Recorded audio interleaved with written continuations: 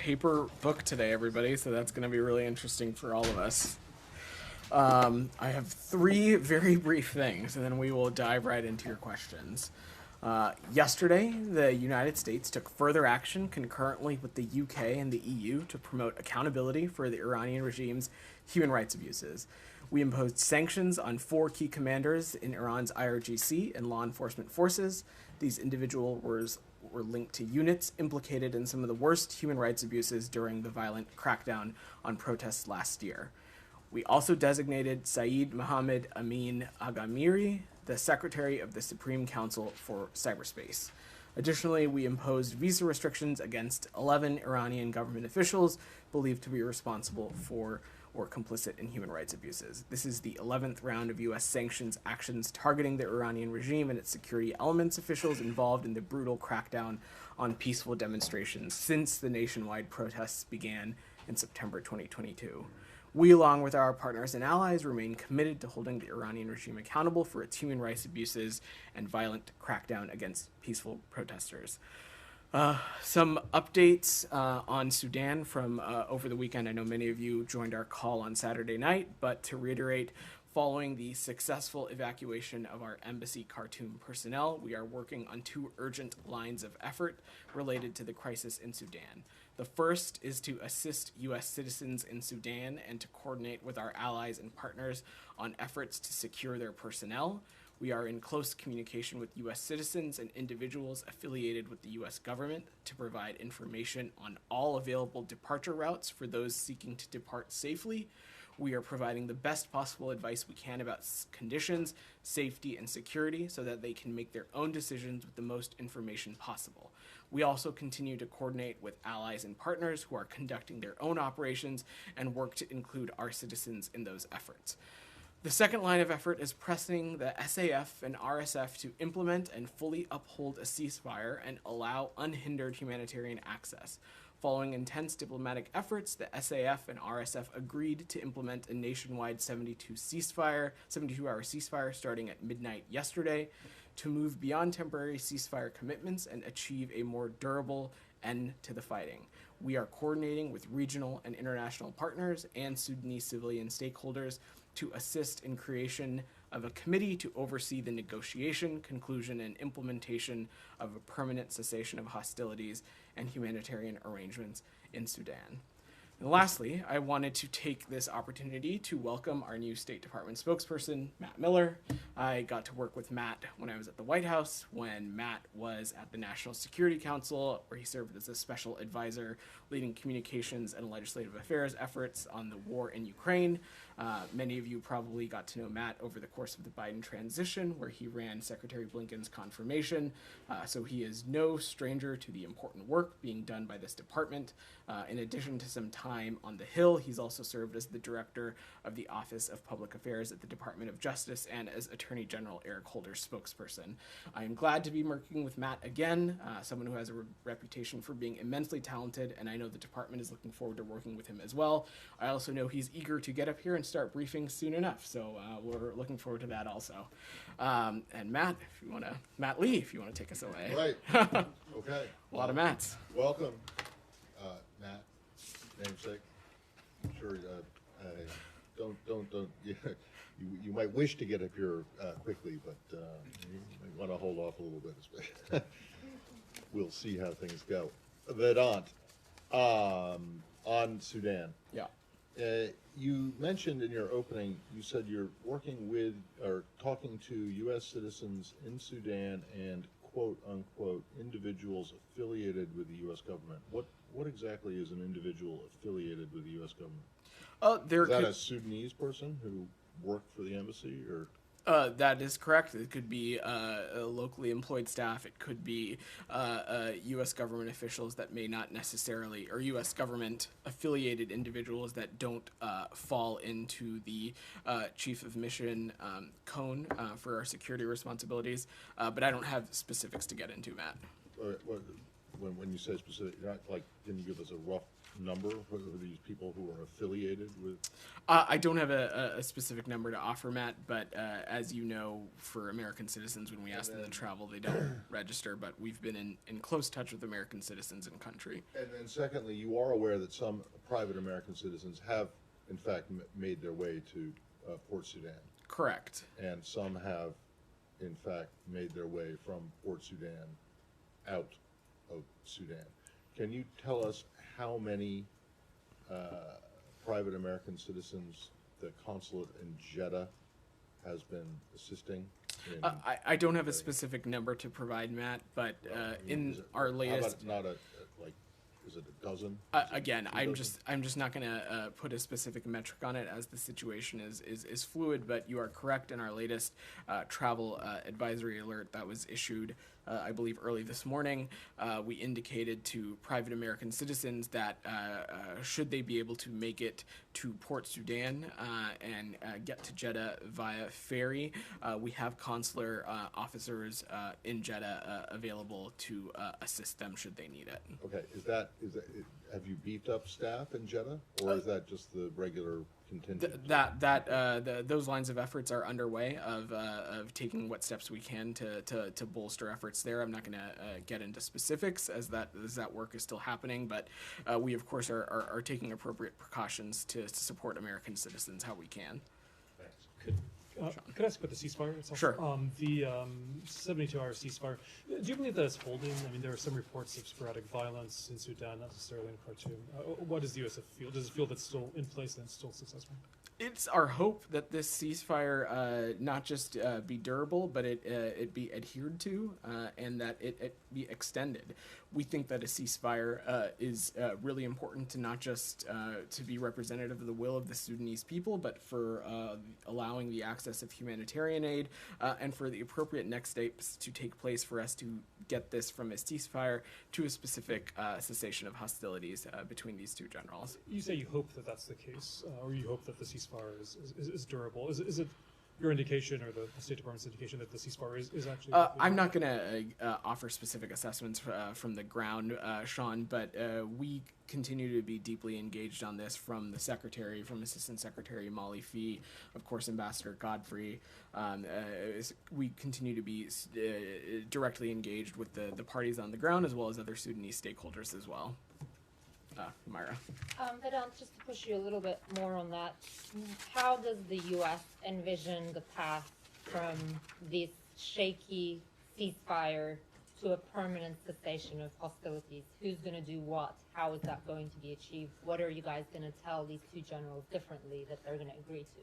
Well, look, Myra, I'm not going to get into specific diplomatic conversations, but we remain in close contact with Sudan's military and civilian leaders, and what we want to do through the Secretary and through others' engagements on this is help them identify a path to reach a sustainable cessation of hostilities that, of course, includes humanitarian arrangements and is an extension and a step forward from the ceasefire that was agreed to out of respect for Eid this past weekend. And just to look back a little bit, because there's been a lot of criticism on social media about how the Western powers did not see this coming. I don't know if you've seen some of that criticism. There was one that was very striking, and I want to read a little bit. Quote, "You put us in this mess, now you're swooping in to take your kinfolk, leaving us behind to these two murdering psychopaths." I mean, is the U.S. doing any reflection on the past process, on what went wrong, and drawing some lessons for the future? What can be done differently? There is criticism that Western powers were not perhaps tough enough with the generals. Do you accept that? Let me say a couple of things, Humaira. First, that over this past weekend, from communications that you've seen from the Secretary and others, we have been quite clear in saying that the Sudanese people are not giving up, and neither are we. And one of the key tenets of that is that this suspension of operations is temporary, and our commitment to the people of Sudan and our commitment of getting a ceasefire extended in hopes that it turns into a cessation of hostilities, in hopes that we can get back to a transitional government, those desires endure, and we're going to continue to work those lines of efforts unhindered. Specifically on the security situation, Humaira, we have also been very clear that the situation in Sudan has been delicate for quite some time, and it has been a very fluid and fraught security situation. It's been since August 2021 that Sudan was deemed a level 4 do not travel country, and so we have not been naive about the challenges that that exist within the country as it relates to our own goals, but also the goals of the Sudanese people as well. Should we expect a little bit more tougher stance from U.S. towards the generals? You know, there is an expectation, not an expectation, but some people are suggesting that U.S. should have sanctioned them and all that. How, you know, are you guys accommodating or entertaining any? I'm certainly, just as well as everyone else here, I'm not going to preview sanctions or get ahead of actions from behind this podium, but we of course are looking at this from all angles and looking at ways that we can continue to support the Sudanese people and take active steps that gets us to a ceasefire that is extended, adhered to, and eventually towards a cessation of hostilities as well. Yeah. Jenny? Thanks. Does the number, some dozens, still stand from yesterday that Secretary referenced in terms of Americans reaching out to try to get out of Sudan? Jenny, I'm just not going to get into specific numbers as the situation is quite fluid, and as you know, we've talked about this before, that we don't ask American citizens to register when they travel to any country, when they arrive in a country, when they're residing in a country, or when they depart. What I can say is that we continue to remain in close touch with American citizens. That continues to be the case, offering them best practices on security precautions, on other measures that they can take, and ways that they might be able to safely depart the country as well. The embassy has repeatedly warned that there would not be a U.S. government facilitated evacuation due to conditions on the ground. But if this 40 or 72-hour ceasefire was to hold, would that calculus change? Is there any discussion of potentially deploying assets from the port of Sudan to Khartoum to get people I'm just out? not going to speculate or go down that rabbit hole yet, Jenny. I think what I will point to is what National Security Advisor Jake Sullivan said yesterday, which is that it is not standard practice for the U.S. to send U.S. military into war zones to extract U.S. citizens. Obviously, we have a responsibility for the safety and security of our personnel, and an assessment was made by based on the security assessments on the ground to suspend operations and evacuate U.S. personnel. And we're continuing to be engaged with private American citizens and ensuring that they can take appropriate steps to get to safety, to depart the country should they choose to do so, but by and large, doing what we can to keep them safe as well. Saeed, go ahead. You see the way out of this mess is going back to the transitional agreement, correct? As it was before the fighting began, or should it be amended or renegotiated? And should there be any guarantee that this could actually happen? So the first thing that we want to see is see this ceasefire that was announced yesterday extended and adhered to, and we want to see it transition into a cessation of hostilities, and then we can assess what appropriate next steps need to be taken. As we have been quite consistent, what we are interested is seeing the will of the Sudanese people be reflected, and that's what we're going to continue to work towards. So, as far as now is concerned, there's nothing beyond the ceasefire ongoing. There are no negotiations, whether between you and the Saeed, I'm just not going to get into private diplomatic conversations. What this department has been tirelessly working towards for a couple of weeks now. This started when the violence intensified early last week. The secretary was personally engaged on this in ensuring that the two generals could take steps towards a ceasefire, and that continues to be a main line of effort, as I indicated in my opener this morning. Courtney, I'll come to you, Michelle, after this. Go ahead. Can you just explain why the U.S. thinks that this ceasefire has a greater chance of becoming permanent, and also just kind of give us any more detail on the composition of this committee that is envisioned to work toward making it a more durable cessation of hostility? I don't have a specific makeup to offer, but I would suspect that a number of officials who have been engaged in this issue for the past many weeks will continue to be engaged. People like Assistant Secretary Molly Fee and others. We'll see if we've got some more updates on that over the course of the week, but I don't have anything to offer right now. I'm not going to get into specific diplomatic engagements that we've had with the two generals, but at every instance we have been clear to them that they have two responsibilities here: a responsibility to stop the violence, a responsibility to ensure that our diplomatic personnel, as well as the diplomatic personnel of our allies and partners, of the UN, of humanitarian workers, of civilians and others, do not fall to harm over the course of this process. Anything else on this subject before we move away? Nike, go ahead. Right, biohazard. Is the United States tracking any biohazard material being used in the fighting? Again, I don't have any operational updates to offer from the ground. We've seen those reports that certain facilities might have been impacted by the violence, but we're still looking into those reports and seeing what impact it may or may not have. Michelle. Do you have any update on the creation of the committee to oversee negotiations and the implementation of the permanent ceasefire? I think I answered that question when talking to Courtney. I don't have any specific updates to offer on the makeup right now. On Wagner, can you say anything about its activities? And Foreign Minister Lavrov considered it a private company and said it can function in Sudan if they want. Well, what I would say two things. Any entity that is taking actions in Sudan that is going to contribute to further destabilization, contribute to further violence, that's something the United States would certainly not welcome. I don't have any assessment to offer on the group's role in Sudan, but what I will say broadly is that, and you've heard me say this before, that on the Wagner Group, when we see them engage in any country, we find that country end up being more vulnerable, more prone to destabilization, more prone to threats. And so we are working collectively with our allies and partners to curb the influence of the Wagner Group, of course on the African continent, but elsewhere as well. Jani, on Sudan or on another topic? Russia. Okay, I'm going to work this and then I'll go. Go ahead, Alex. Given what you just said about Wagner, is it your assessment that Wagner Group might actually benefit from this crisis? And the second question that's a very speculative question, Alex. I'm just not going to engage on that. Is there anything the state is doing at this point, either through private channels or through different channels, to restore internet service, at least for the U.S. citizens who are stuck in the country? What kind of services? Internet services, internet connection. Internet services.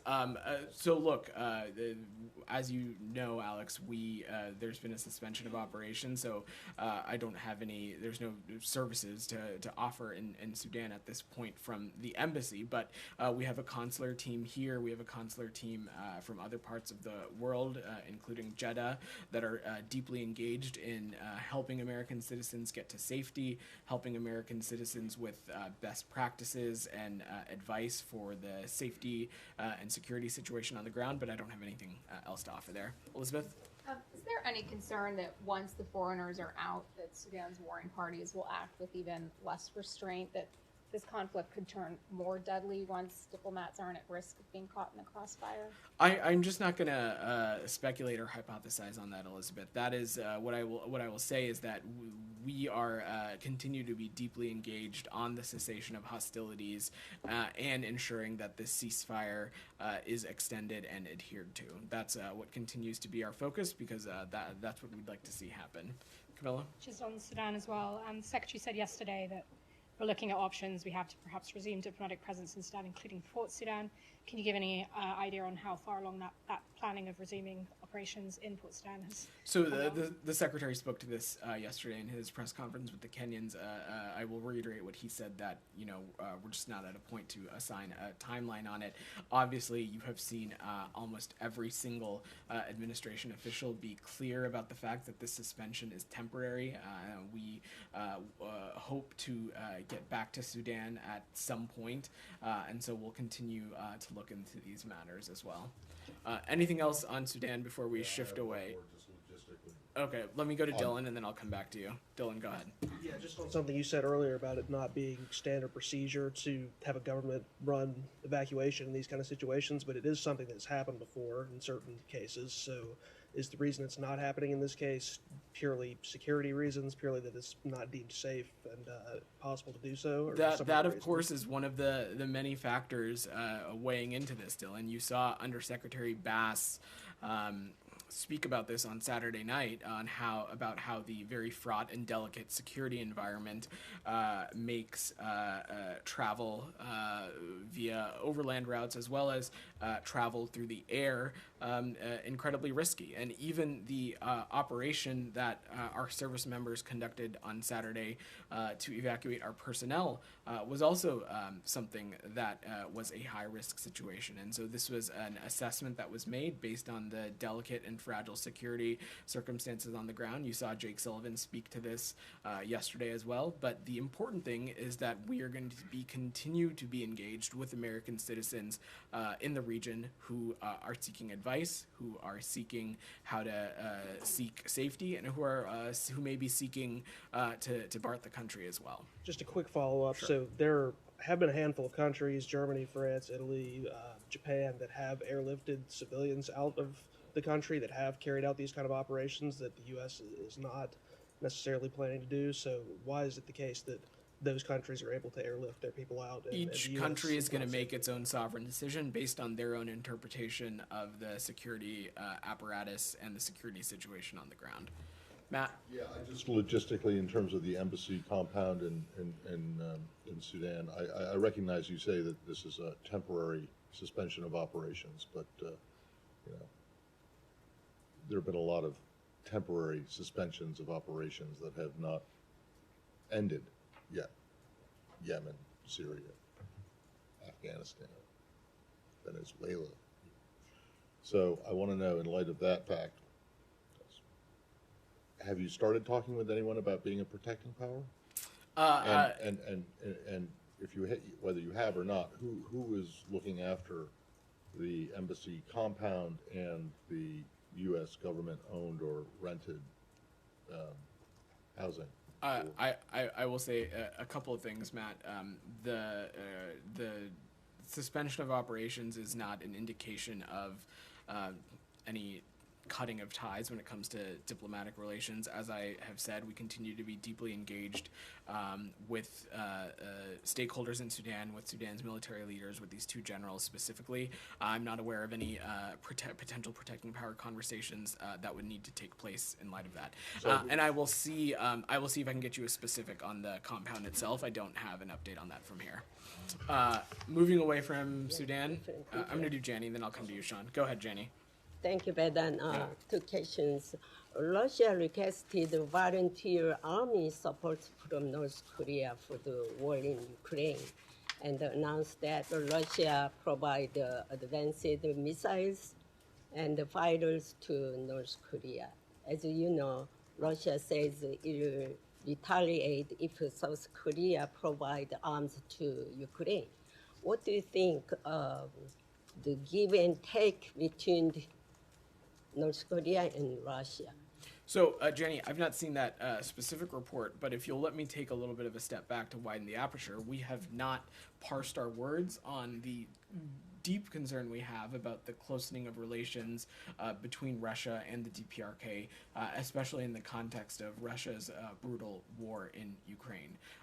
We have talked openly before about the DPRK's provision of ammunition, and so this is something that we're going to continue to pay close attention to, specifically the DPRK's provision of lethal aid.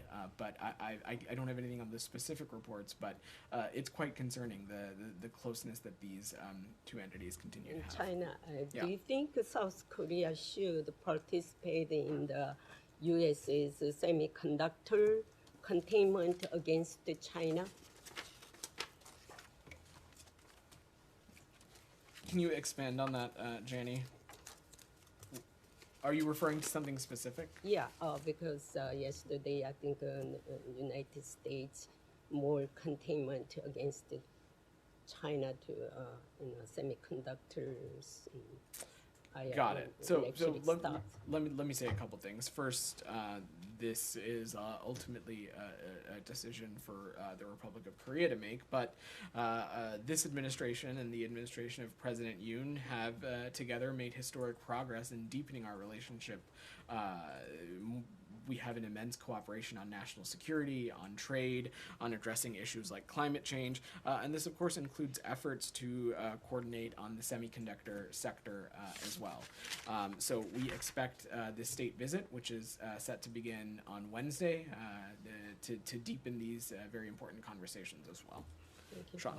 You want to talk Venezuela? Sure. Juan Guaido, the opposition figure in Venezuela, says that he fled to Colombia, and Colombia then expelled him to the United States.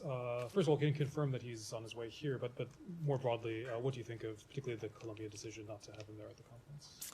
So we are aware of reports that former interim President Guaido entered Colombia and then traveled to the United States. Once he was in Colombia unannounced, U.S. diplomats worked closely with the Colombian government to help him get safely to the United States. And we are thankful for the government, to the government of Colombia, for supporting Venezuelans fleeing their country due to persecution and the humanitarian crisis inside Venezuela. But I don't have any other updates to offer. Can I just press on that slightly? Sure. You say of course Colombia hosts millions of refugees, but in terms of not having him participate, I mean, for the past few years, the U.S. has supported Guaido and his role. Is there a signal in that? Is that something you're comfortable with Guaido not participating in this conference? I would not view this as any kind of change or indication on our policy when it comes to Venezuela. We have continued to be clear-eyed about that we expect the regime in Venezuela to make significant progress when it comes to some of the humanitarian and human rights concerns that we've consistently raised about the regime. Let me go to the same topic, then I'll come to you, Nike. Yeah, Venezuela. And the Colombian government said that you helped him to travel to Miami. Is this true? And if it is, why did you? I think I just said that through U.S. diplomats, we worked closely with the Colombian government to get him to the United States safely. And you know if Juan Guaido has asked for asylum or protection here in the US? Anything like that would be confidential, so I just wouldn't be able to speak to those kinds of things. Nike. Yeah. So U.S. Ambassador to China, Ambassador Byrne, tweeted today that he presented his credentials to PRC President Xi Jinping. What is the reason that he presented credentials more than 1 year after he assumed office? Nike, that's a question for the Chinese MFA. I will let them speak to their schedule on how they have their diplomats present credentials. What I can say about Nick Burns, though, is that he is a world-class diplomat, a seasoned veteran of this department, a veteran of this podium, and we're very thankful that he is in Beijing representing the United States, and we were very glad that he was able to present his credentials. Can you please remind us what is a protocol of a U.S. ambassador? Does he or she usually present or request to present such credential upon arrival? My understanding is that the presentation of credentials and the provision of those is likely determined by the host country, but I am happy, Nike, to see if we've got specific on how exactly that happens. Is that fair to say it's a retaliation from the PRC to see him 1 year, more than 1 year? I don't think so, because he's been in the country. I mean, I'm not going to speculate, but Ambassador Burns has been in the country doing important work for quite some time now. So again, on the sequencing and the scheduling, I will let the MFA speak to that, but if we have specific guidance on how, in a standard sense, we go about this, I'm happy to check on that as well. Saeed, go ahead. Thank you. Can I switch to the Palestinian issue? Yeah. Today, the PA Foreign Minister Riyad Malki spoke at the United Nations, and he said that the whole international principle is based on two principles, basically: the right to self-determination and the admissibility of acquisition of land by force, by an occupying force. So, and he also called to end the Nakba, to end the Palestinian Nakba, and there are enough international laws and resolutions and so on that have been passed to actually effectuate it today. You agree with him that the Palestinian Nakba, the time has come to end it? Said, we have been clear and consistent from this podium, from across this administration about the need for a negotiated two-state solution, a state for the people of Israel, a state for the Palestinian people. So that continues to be our administration's approach to this. But you know, I mean, that's fine. But when? Should this take place? When should it happen? When should serious negotiations begin, in your view? Said, we believe that serious negotiation should persist. We would want a resolution to this as soon as one is possible, and that is why we have spoken to this quite consistently before. Well, you know, but just to follow up on what you just said, today there is a bipartisan resolution in Congress that basically omits the Palestinians completely. I mean, it talks about Israel, it talks about the celebration of independence and so on, but even the lip service that was paid in the past for the two-state solution is not even mentioned altogether. Does that disturb you, that this is taking place in Congress? Said, I have not seen this specific resolution, and I am not one to comment on pending products coming out of our Congress, but what I will say is two things. One, we would congratulate Israel on its upcoming 75th anniversary, but also you have seen us, this administration, be quite clear about our views on a two-state solution, as well as our views about ensuring the dignity and the equal measures of prosperity, of equal measures of justice when it comes to both the Israelis and Palestinians as well. Go ahead. Oh, still on. Hold on. On this issue, Go ahead. Yeah, I have a comment. You have a comment or a question? This is not really a place for you guys to offer comments. You talked a lot about the two-state solution and the negotiation. The need to go back to the negotiation. Why you always keeping the issue of the occupation sort of on the shadow or away? Why it is not on the table? Is it not urgent? Of course it's urgent, and I would not say that it's on the side as well. It is on the table, and in our conversations about pushing for a negotiated two-state solution, it is something that we raise directly with our Israeli partners, with the Palestinian Authority. It's something we raise quite directly. Go ahead. Yeah, go ahead. Okay, thank you so much. A gathering of the Afghan leaders in Vienna is discussing the roadmap for opposing the Taliban. What's your take on it? And does the U.S. support any opposition to the Taliban? And second, the EU intend to convene a conference on dealing with the Taliban on May 1st in Doha. Their recognition might be a topic. Will Thomas West also attend, and what will be his stance? And last one, what is your response to Russian statement blaming the U.S. for leaving weapons in Afghanistan, and the concern that militant groups may use those for destabilizing the region? Let me say a couple of things.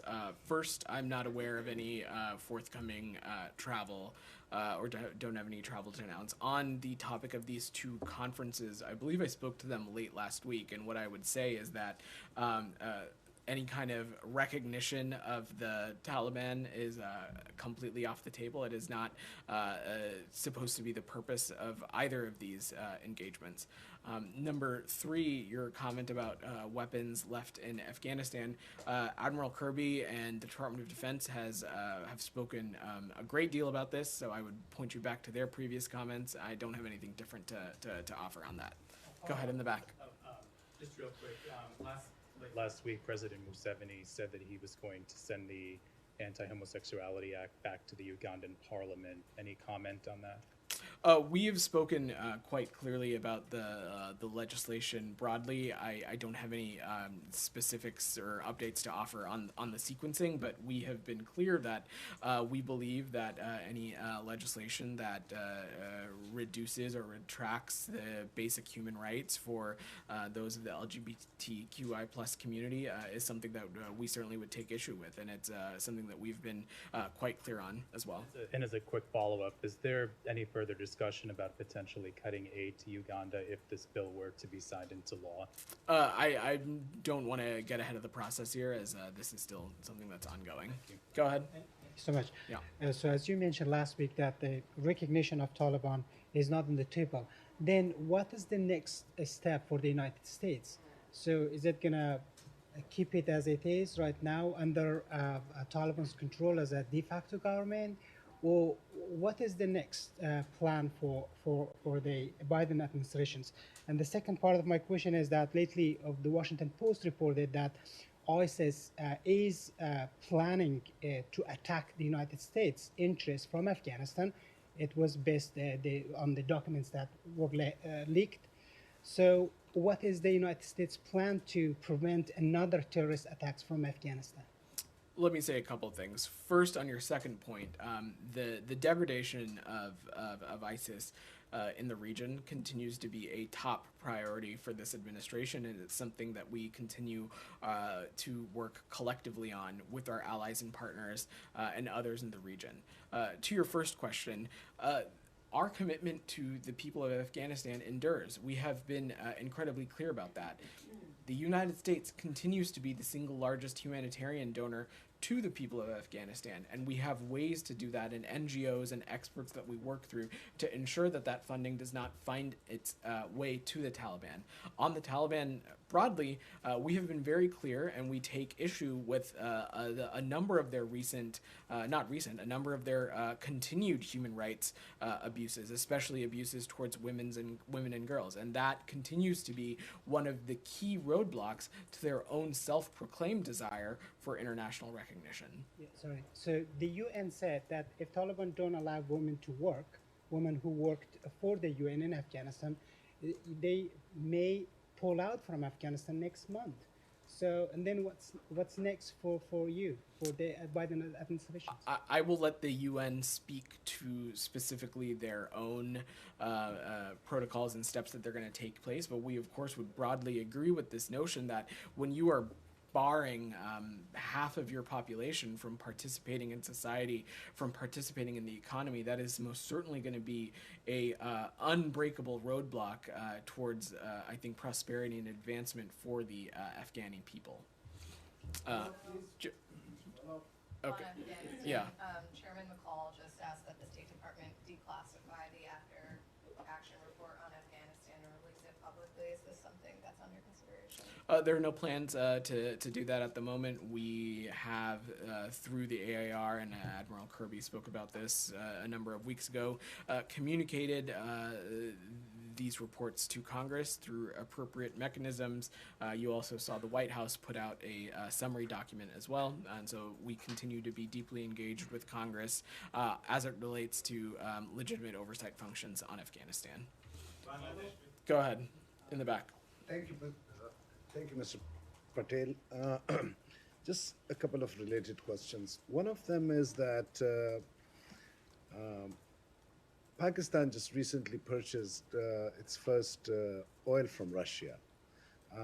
Your reaction to that? And second, now when we see that this whole war thing is not producing any good results, don't you think the U.S. should also adopt a different strategy?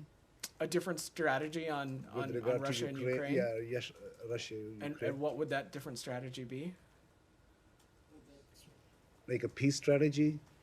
Got it. So I think an important thing to remember here, and I spoke about this a little bit last week, is that there is one country here trying to erase the borders of another. That is Russia. Russia is unlawfully, unjustly aggressing against Ukraine, against Ukraine's territorial integrity and sovereignty. And so what the United States is going to do is continue to support our Ukrainian partners through humanitarian assistance, through security assistance, through energy assistance, and we're going to continue to hold the Russian Federation accountable through the ways that we have done, through sanctions, through export controls. On the purchase of Pakistan's purchase of Russian energy, look, each country is going to make its own sovereign decisions as it relates to its energy supply. One of the reasons that the United States, through the G7, has been a big proponent of the price cap is to ensure that steps are not being taken to keep Russian energy off the market, because we understand that there is a demand for supply, but we also need to take steps to ensure that Russian energy markets are not turning out to be a windfall for Putin's war machine. And so, again, countries will make their own sovereign decisions. We have never tried to keep Russian energy off the market. One more, please. Sure. Just like my colleague earlier mentioned about the weapons that were left in Afghanistan. So one of the US-funded radio station, Radio Free Europe, had a couple of weeks ago reported that a lot of that weapon has landed in the TTP hands. When I asked Mr. Kirby, he says that that's not the reality, and a lot of the weapons was wasted and are made not to be used. That's correct. So Mr. Kirby version, that US-funded radio version is not correct, right? That is correct. As the Department of Defense and Admiral Kirby, when he was there, have spoken a great deal about, is that any assets or weaponry that were left in Afghanistan were no longer usable. So this is something this administration has spoken to a number of times before. Go ahead. Michelle, let me, on the same topic? On Russia, any comments on the reports that Iran is shipping ammunitions to Russia? This is the Russian Federation's deepening of relations with the Iranian regime also continues to be something that is deeply concerning to us and something that we are continuing to pay close attention to. I've seen those reports that the Russian Federation is continuing to seek lethal aid from Iran. This is not the first time that we've seen this happen. Over the course of this conflict, we have seen the Russian Federation unleash Iranian-made drones on Kyiv, targeting critical civilian and energy infrastructure. So it's something that we're going to continue to monitor and pay close attention to, as well as take action on in conjunction with our allies and partners as well. Sure. The report, journalist report, explicitly suggests that Iran has been resupplying Putin's army in Ukraine through the Caspian Sea. Is there anything the U.S. government can do to prevent this from happening in the future? I'm just not going to get into such specific operational updates or actions from here. But look, what I will say is that, Alex, you needn't look further than the work that we've done through this department in conjunction with Treasury and other cabinet agencies that are involved in holding the Iranian regime accountable, and will continue to do so and take action as appropriate. Can you talk about South Caucasus, please? He's at his hand up, and I'll come back to you. Go ahead. On Russia, John Kirby said yesterday that Russian state-owned media outlets are propaganda organs, and that's why they didn't get visas for the UN session. Is it a new administration policy with respect to Russian journalists? Does it mean that Russian state-owned media will not be issued visas in the future? Let me say a couple things. First, as you know, the United States is the host nation for the United Nations, and we take seriously its obligations as a host country of the UN under the UN headquarters agreement.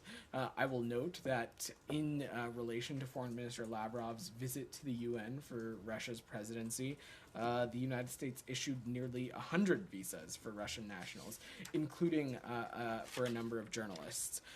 But yeah, while we're on the subject, when we talk about the ability of journalists to do their work, it is worth pointing out that Russia's ongoing repression of independent media and freedom of the press has led to an exodus, and not only of foreign journalists, but also Russian journalists as well.